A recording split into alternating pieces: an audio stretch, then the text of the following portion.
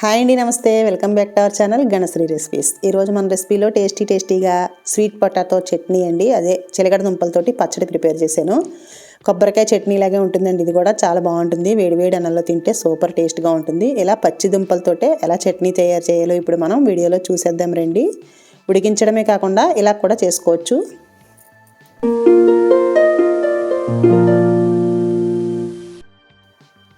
ఈ చట్నీ చేయడానికి నేనైతే ఒక 3 దుంపలు తీసుకున్నాను. ఇవి శుభ్రంగా మట్టి లేకుండా 2-3 సార్లు బాగా కడిగేసిన తర్వాత పైనున్న చెక్క అంతా తీసేయాలి. ఇలా తొక్క అంతా తీసేసుకుని అప్పుడు మనం చట్నీ చేసుకోవాలన్నమాట. ఇవి వేయించడం ఉడికించడం ఏమీ అవసరం లేదండి. పచ్చి దుంపలతోటే పచ్చడి ప్రిపేర్ చేయాలి. చిన్నప్పుడైతే ఇలా పచ్చి దుంపలే తినేస్తూ ఉండేవాళ్ళం. ఇప్పుడు కూడా తినచ్చండి, బాగుంటాయి. పచ్చివి కొంచెం స్వీటీగా ఉంటాయి కదా, తీయగా. అలా ఉత్తివే తింటూ ఉంటారు చాలామంది. నేనైతే అప్పుడప్పుడు ఇలా చట్నీ కూడా చేస్తూ ఉంటాను. చిన్నప్పుడు బాగా అమ్మ వాళ్ళు ఎక్కువ చేస్తూ ఉండేవారు. ఇప్పుడైతే ఇలా తొక్క అంతా తీసేసి చిన్న ముక్కలుగా కట్ చేసేసుకోవాలి. మనకి ఎక్కువ మా చిన్నతనంలో అయితే ఎక్కువ తెల్లగా ఉండి దుంపలు వచ్చేవండి. పైన కలర్ తెల్లగా ఉండేవి. ఇప్పుడు అన్నీ ఎర్రగానే ఉంటున్నాయి స్వీట్ పొటాటోస్. కాకపోతే తీపి కూడా చాలా తక్కువగా ఉంటున్నాయి.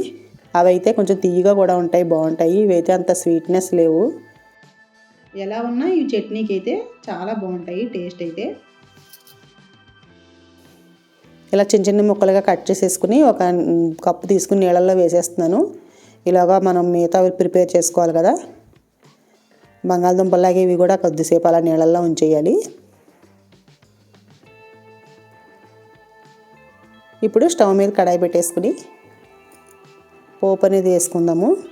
చాలా సింపుల్గా ఉంటుందండి పచ్చడి, తొందరగా రెడీ అయిపోతుంది. స్టవ్ మీద కడాయిలో కొంచెం ఆయిల్ వేసేసి శనగపప్పు, మినప్పప్పు, ఆవాలు, జీలకర్ర, కొద్దిగా మెంతులు కూడా వేసుకుందాము. మీకు ఇష్టమైతేనే వేసుకోండి. మెంతులు ఫ్లేవర్ అనేది బాగుంటుంది, అందుకే నేను మెంతులు వేస్తాను. మెంతులు ఇవన్నీ వేసేసి కొంచెం సేపు వేయించుకోవాలి. ఆయిల్ కూడా ఎక్కువ ఏం పట్టదండి, చూడండి. ఇంచుమించుగా ఒక స్పూన్ కూడా ఉండదు ఆయిల్.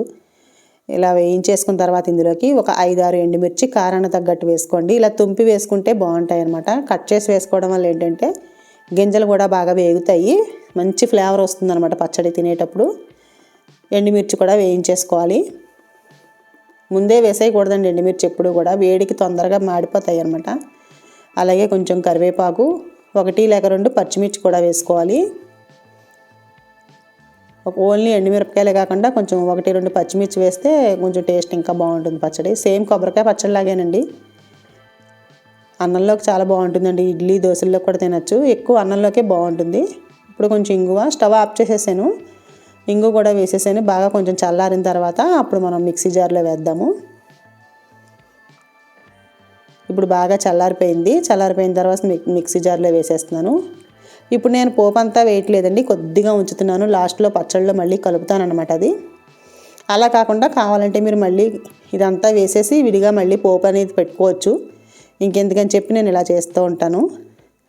ఇప్పుడు ఇందులోకి మిక్సీ జార్లోకి కొంచెం సరిపడినంత ఉప్పు, అలాగే కొంచెం పసుపు కూడా వేసేసి కొంచెం చింతపండు, కొంచెం లైట్గా పులుపు రావాలి కదా, చింతపండు వేయకపోతే అంత బాగోదు. వేసేసి మెత్తగా మిక్సీ పట్టేసాను ముందు పౌడర్ అనేది. ఇప్పుడు ఇందులోకి చిలకడదుంప ముక్కలు వేసేస్తున్నాను. అలాగే కొంచెం కొత్తిమీర కూడా వేసాను. అవసరమైతే కొంచెం వాటర్ వేసుకోవచ్చండి. వేసుకొని కొంచెం మెత్తగా గ్రైండ్ చేసేసుకోవడమే. మరి పేస్ట్లా కాకుండా కొంచెం కోర్స్గా గ్రైండ్ చేసుకుంటే తినేటప్పుడు బాగుంటాయి అన్నమాట. అక్కడక్కడ ముక్కలు ఉన్నా సరే టేస్ట్ బాగుంటాయి తినడానికి.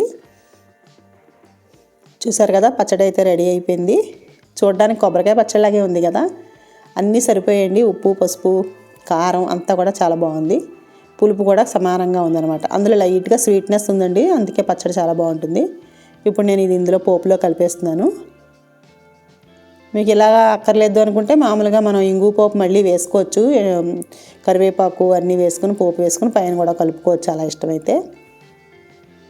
ఇప్పుడైతే టేస్టీగా చిలకడ దుంపల పచ్చడి అయితే రెడీ అయిపోయింది. మీకు నచ్చితే మీరు కూడా ఒకసారి ఇలా ట్రై చేసి చూడండి, చాలా బాగుంటుంది. వీడియో నచ్చితే మరి మీ ఫ్రెండ్స్కి, రిలేటివ్స్కి కూడా షేర్ చేయండి. ఇదైతే పాతకాలపు వంటారండి, ఇప్పుడు ఏం కొత్త రెసిపీ ఏం కాదు. ఇది చాలామంది చేస్తూ ఉంటారు. చేయని వాళ్ళు అయితే, ఎప్పుడు తెలియని వాళ్ళు తప్పకుండా ఈ వీడియో చూసి ఒకసారి ట్రై చేయండి. ఎలా వచ్చిందో నాకు కామెంట్ చేయండి. టేస్టీగా స్వీట్ పొటాటో చట్నీ అయితే ఇలా వచ్చిందనమాట, చాలా బాగుంటుంది. సో తప్పకుండా ట్రై చేయండి. మరొక వీడియోతోటి మళ్ళీ కలుద్దాం. Thank you for watching.